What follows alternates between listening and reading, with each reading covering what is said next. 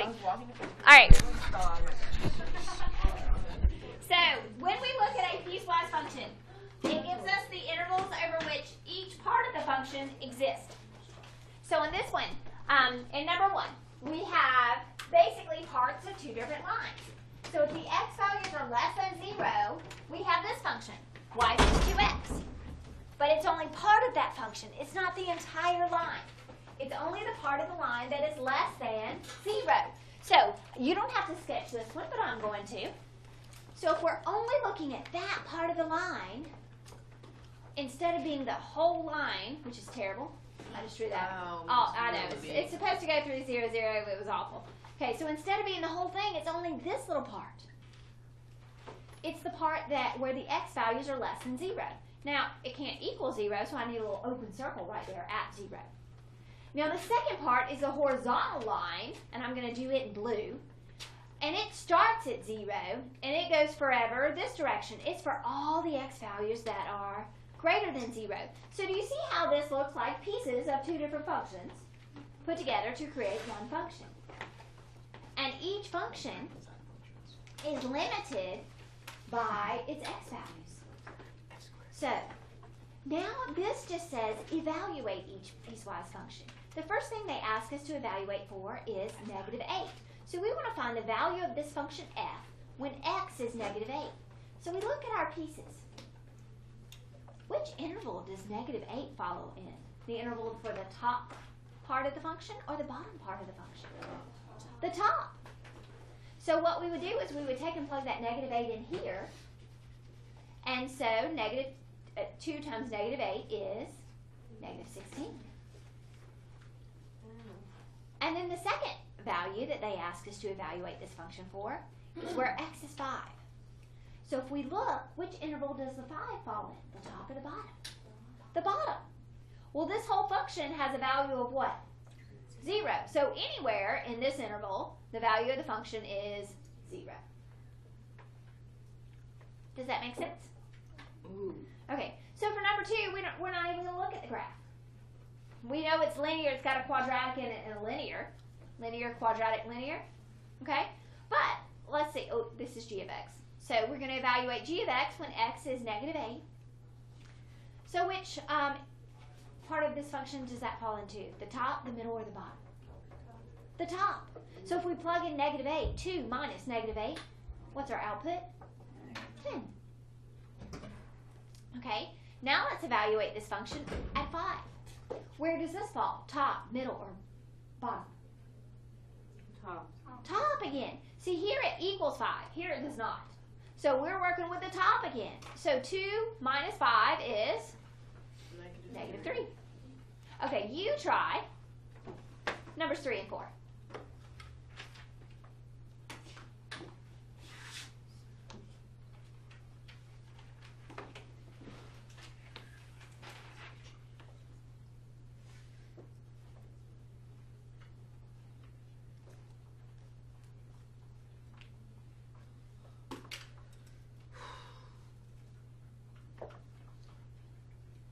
Those of you that do have your workbooks, this is page 365 in your workbook.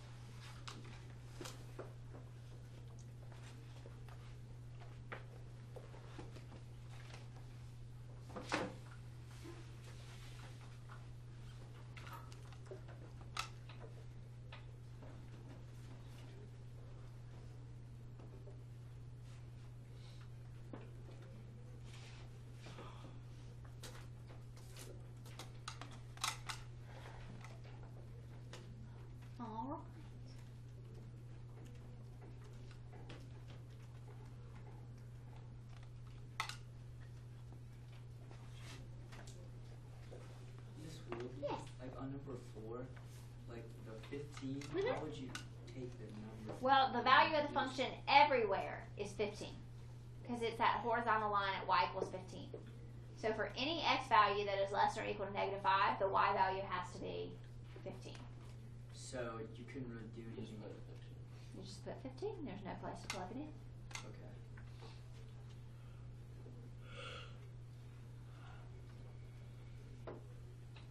Okay. Okay, what'd you get for h of -8? -12. h of 5? 25. K of -8?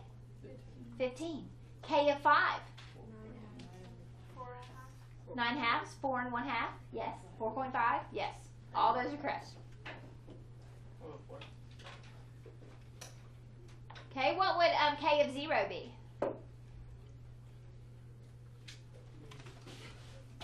0. Good. Any questions on those? Wait, Yes, sir. How would K of 5 be? Okay, so 2? where does 5 lie? It lies in this interval where all the x values are greater than 1. Right. So what we would do is we would plug in 5. So 7 minus 5 halves. I didn't even see the 7. Wow. Okay. That's okay. All right. Does everybody understand how to evaluate I need to take a break. given a piecewise function? Excellent. All right, now we're going to start graphing. And to start graphing, we're going to start by graphing some simple linear ones. And then we're going to do some more interesting ones. These are a little tricky for me to graph. If you flip back, I think it's like a page before. 363. 363. Okay, so we have the first two we're going to do, and then I'm going to change it up, and you can just use this graph to graph. I've got some of my own that I'd like to do that are a little more interesting, because see, this is just lines, isn't it? Linear, linear, linear, linear. That's boring. We're going to do some more interesting ones. Look at that. Quadratic, square root, step. Yeah. Okay. So, this one has two pieces. Do you see the two pieces? Piece number 1, piece number 2. This one is defined for x values that are less than 0, and this part of the function is defined for x values that are greater than or equal to 0. Now, it looks like I'm going to 0, so let's draw in an axis, and it'd probably be fine just to put it kind of in the middle. So, drawing that axis, and then we'll start graphing.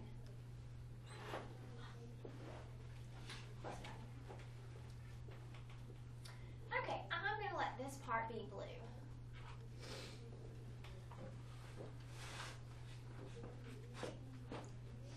Okay, so this is for all the values of x that are less than 0. So if I wanted to find a starting point, I could think about if I plugged in 0, what would my y value be? 1. So this would kind of be a good place for me to start 0, 1. Now, can x actually equal 0? No, so when I go to put this point, I'm actually going to put what? An open circle at 0, 1. So I'm going to do that right here. Now, the slope of this line is -1. So normally I would go down 1, right 1, down 1, right 1, down 1, right 1. But this says it's all the x values that are less than 0. So can I go right? No, because that's greater than 0, so I have to go left. So I'm going to go left 1, up 1. Left 1, up 1. Isn't that the opposite of down and right? Yeah, so I'm good. And then I'm going to draw in my line, because this continues forever. All right.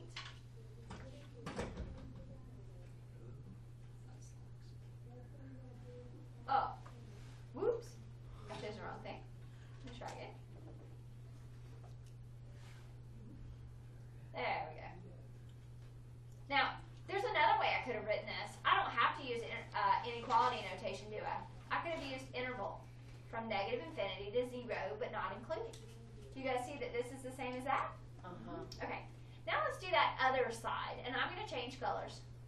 No, I'm not. Try again. There we go. I'm going to make this one red. Okay, so we have another line, and this says start at 0, but this time it gets to equal 0. So what kind of circle will I put? Closed. And that circle will be at 0, plug in 0, what do you get out? 0. So I'm going to do a closed circle at 0, 0. And this is for all x values greater than 0, so I can go right. And my slope is 1, so I'm going to go up 1 over 1, up 1 over 1, up 1 over 1, up 1 over 1. You don't have to do that, do you? But you get the idea. And then I'll draw in that piece.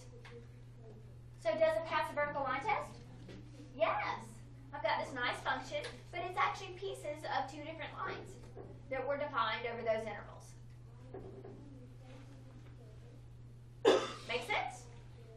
Let's try the next one. Okay, so we'll start again. We'll look at it. Looks like if I started putting the axis pretty close to the middle, I'd be good again. So do our best to put it somewhat in the middle. All right, this is a line and this is a line, but the top one is what kind of line? Horizontal line. So if I thought horizontal line, I could go, ooh, horizontal line at -1 would look like this. There. But it's not the whole horizontal line, is it? It's only part of it. No, no, no.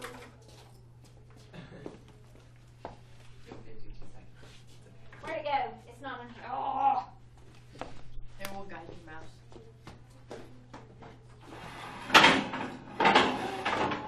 Film Squilly. Something. Yeah, that was Okay. that was my sense. Okay, for all of you that are listening to the recording, a sign just came up on the thing that said the overhead was going to cut off. You couldn't see it, but it was really there. Okay. This will we came to the rescue. Yeah. All right. So, craziness. It's not the whole thing. It's only part of it, and we have to stop it at 1. Good. It's an open circle. Excellent. So it looks just like that. Now, the second part would start where x is 1 and go all the way to infinity. So if we plugged in 1, what do we get out? If we plug in 1, we get out 0. And it's going to be closed at 1, 0. And my slope is positive 2, so I'm going to go up 2 over 1, up 2 over 1, up 2 over 1. And then we have another nice little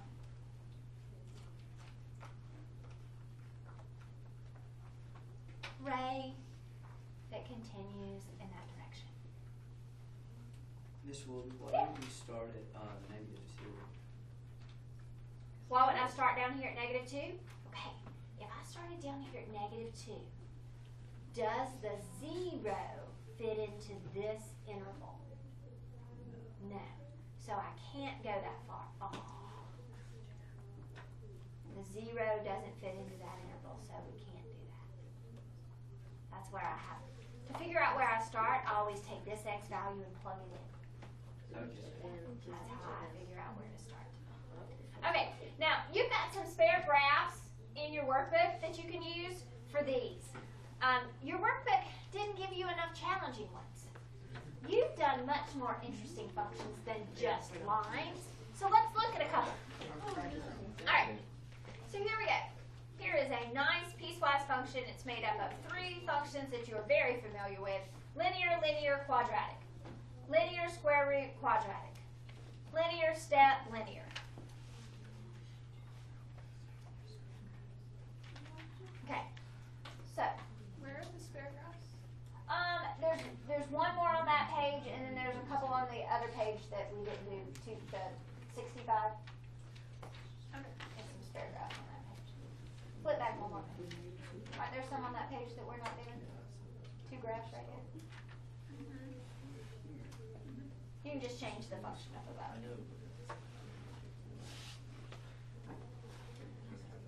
Okay.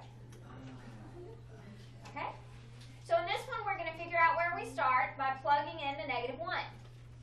If we plug in -1 into here, what do we get out for our y?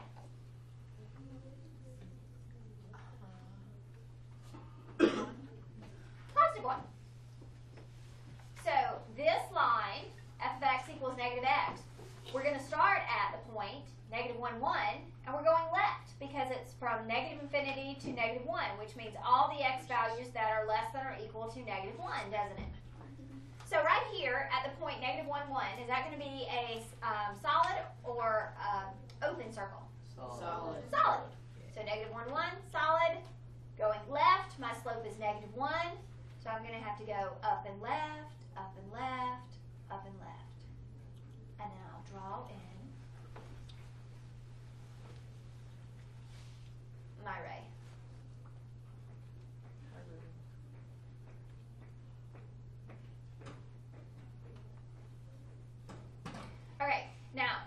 equals 1. Isn't that just a little horizontal line?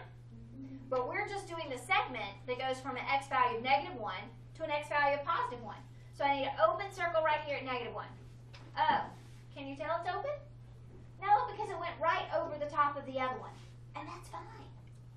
We can't tell it's open when they share one like this and it shares the exact same point. One of them will always be closed and the other one will be open. And then we're going to go over to positive 1 and it's going to be open or closed here. Closed.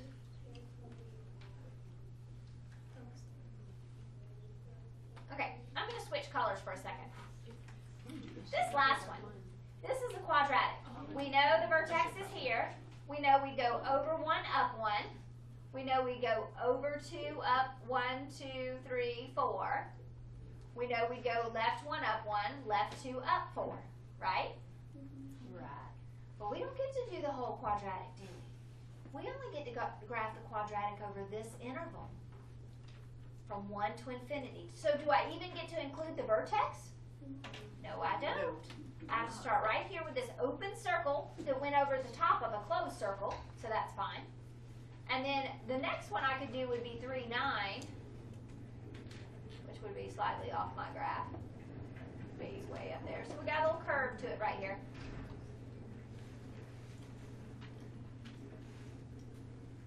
And we don't even get the vertex. Bye-bye vertex. It didn't make it in the graph. No.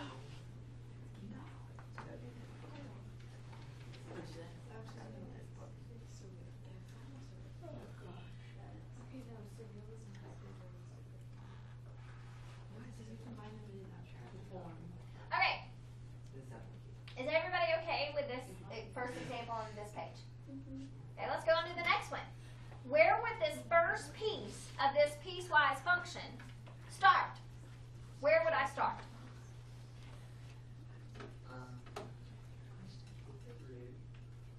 Negative 3. Negative 2. So we plug in negative 3. We're going to get 3 over 3 is 1. And 1 minus 2 is negative 1. Does everybody see that this would start at the point negative 3, 1? Negative 3, negative 1, excuse me. And is this going to be open or closed? Open. Open. And it goes from negative infinity to that point, so I can only go left. So instead of down and right, I'm going to go up and left. 1, 2, 3. And then draw in my ray. Boop.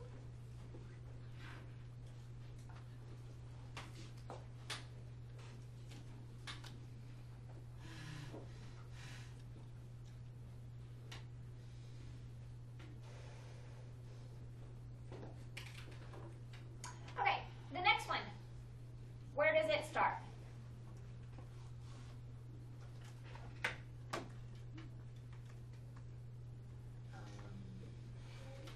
I plugged in negative 3. What do I get out? 0. Negative 3, 0. Open or closed? Closed. And then this is a square root, and it's reflected down, so I go over 1, down 1, over 4, down 2, right? Do I get to go over 9, down 3? No, because it has to stop where the x value is 1. Isn't that this point right here? That is. Yeah. And if I plugged in 1, don't I get out negative 2? If I plugged in 1, don't I get out negative 2? Yeah. Okay, good.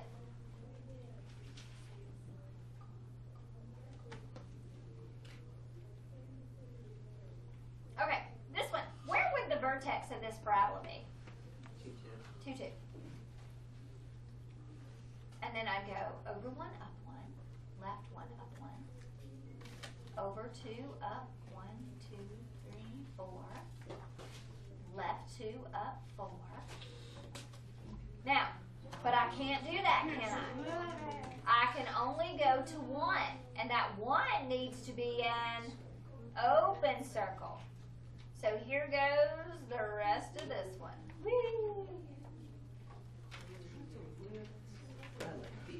I can't believe it's gone. All right. Is that good enough? You think you're good? Okay, we'll skip this one. Maybe we'll do this one tomorrow.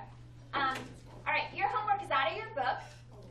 The hard book or the? It's on the hard book, not the workbook. $3.95.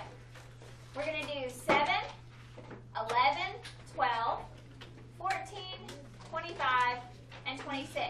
Now, tomorrow, what I'm going to do is give you the graphs. And you're going to give me the piecewise function. So we're going to look at it the other way tomorrow. And then Friday, we're going to do absolute value functions and write absolute value functions as piecewise functions. So that sums up our week.